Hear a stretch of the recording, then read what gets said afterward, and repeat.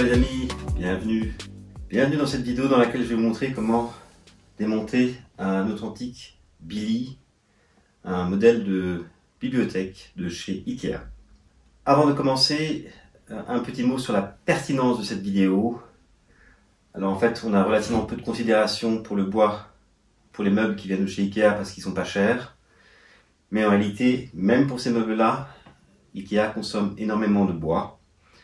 C'est pour ça que ces meubles méritent une attention tout à fait aussi élevée que d'autres meubles.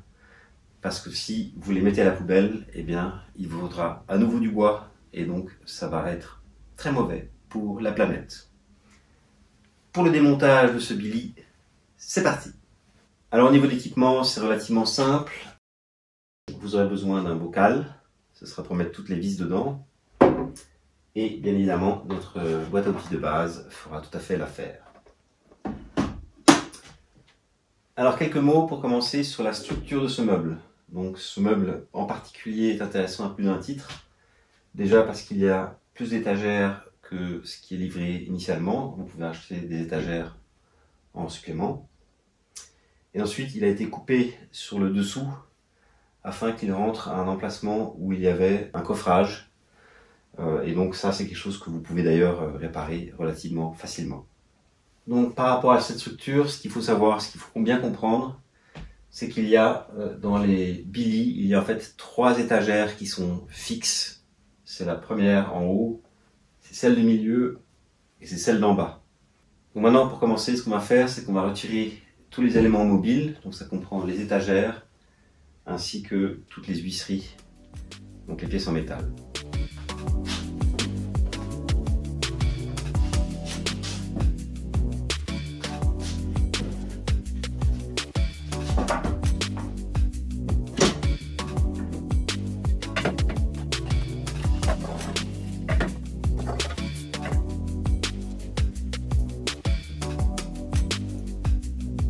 Si vous avez des difficultés à retirer les petites pièces de maintien, regardez ma vidéo sur le démontage d'un meuble de type Billy.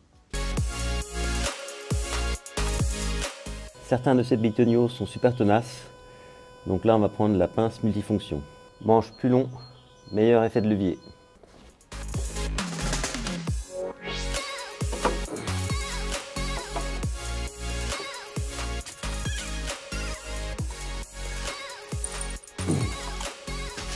J'en profite aussi pour vous signaler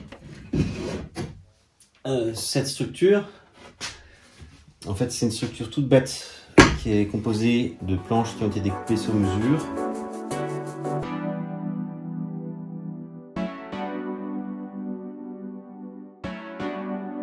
Allez, avance.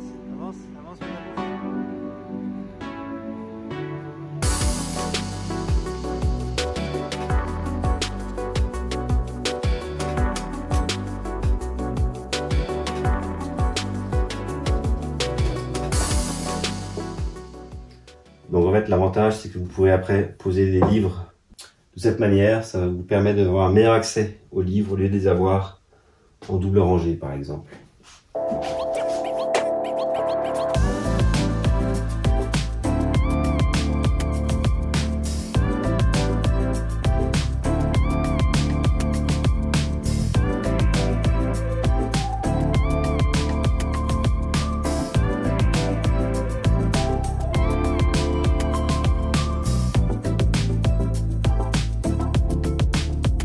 Maintenant, il nous faut démonter ces 3 étagères centrales et pour ça, on va poser le meuble au sol. Alors un petit truc sur le déplacement du meuble. En théorie, on aura besoin de tirer ces planches arrière quelque part. C'est pour ça que ici, je vais le tourner de manière à ce que je puisse les enlever facilement.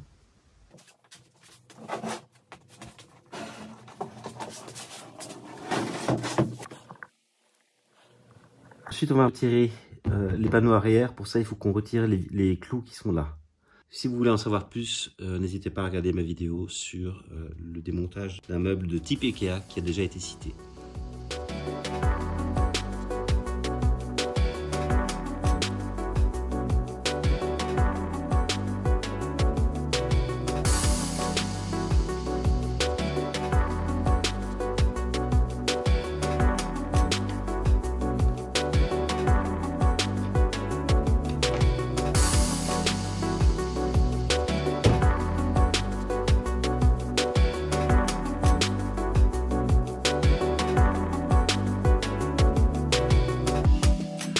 n'oubliera pas qu'il y a un autre jeu de clous qui se cache ici au milieu.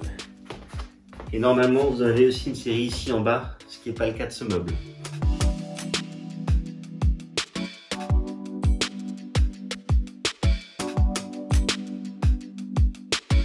Alors quelques mots sur ces clous. Ici, ce sont les clous d'origine du Billy.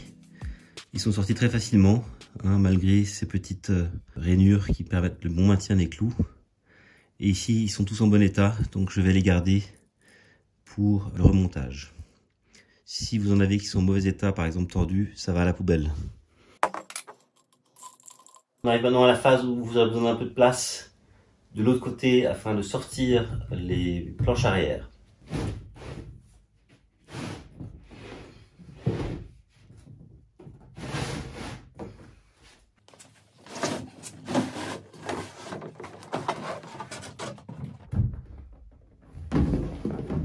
Donc ici, vous voyez peut-être qu'il y a 3 pans.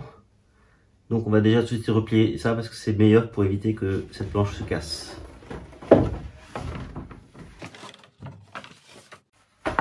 Ok, alors maintenant qu'on a fait ça, on va tourner le meuble. Et donc ce qu'on va faire, c'est qu'on va libérer la planche supérieure. Et vous voyez ici les accroches centrales des étagères. Alors comment ça se passe? Donc vous avez cette vis qui tient une autre vis qui elle est à l'intérieur et qui n'est pas visible. Donc on va faire cette opération x6 puisque c'est à chaque étagère il y a 2 accroches.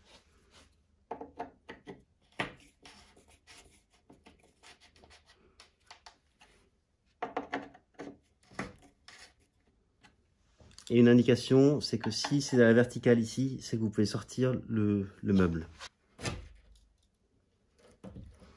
Donc là, on voit bien ici la logique. Vous avez cette pièce qui est maintenue par cette vis.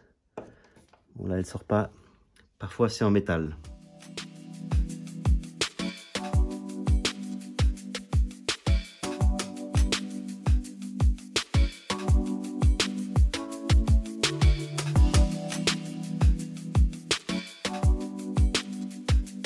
Pour les étagères du milieu, c'est caché en dessous de l'étagère. Ça a été coupé pour permettre au coffrage de rentrer. C'est pour ça que j'ai ajouté ici des vis fixes qu'on va simplement démonter et on n'oubliera pas qu'il reste encore ici la vis d'origine. Donc ici c'est le dessous.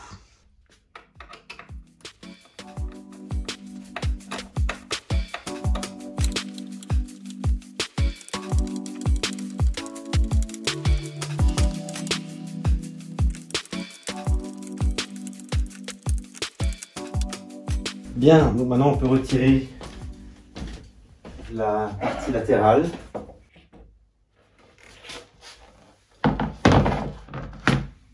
Pour la planche que je viens de retirer, on va enlever ces parties-là parce que comme c'est de l'aggloméré, le risque de cassure est extrêmement élevé. Donc vous allez bien démonter ces vis.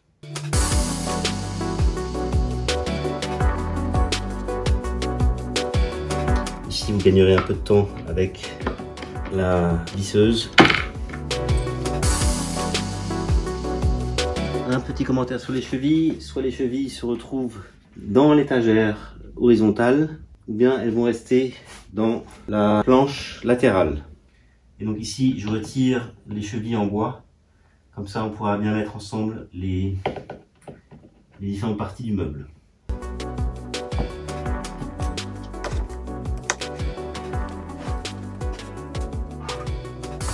Maintenant, je renouvelle l'opération en enlevant les vis qui sont de l'autre côté. Et là, je peux l'enlever directement.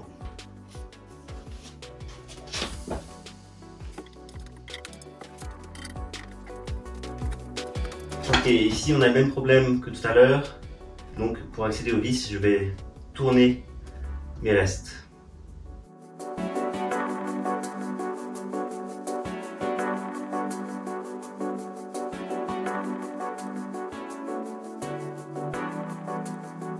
Donc ici c'est intéressant parce que j'avais mal ouvert cette vis.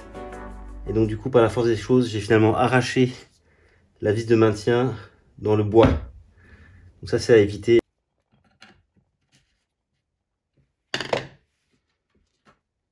Maintenant pour les chevilles en bois, il y a deux options. Dès lors que c'est dans les étagères horizontales, vous pouvez soit les laisser, soit les enlever. Moi je vais les retirer parce que le meuble a été bien monté. Ça peut être utile si jamais votre meuble a été monté de manière un peu bizarre. Comme ça vous avez les traces du montage. Ici je vais l'enlever.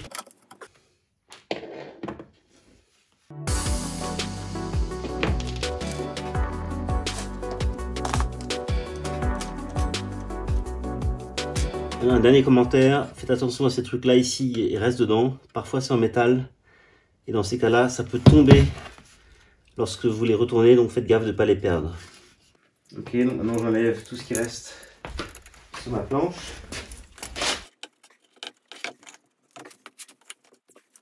Et pour terminer, on va mettre toutes les vis dans le bocal. Voilà les amis, donc maintenant le meuble est parfaitement démonté. Donc quelques composantes pour votre checklist. Le bocal avec les vis et les chevilles en bois. Vous avez ici sur le côté les deux planches latérales. Vous avez ici la planche fine de l'arrière.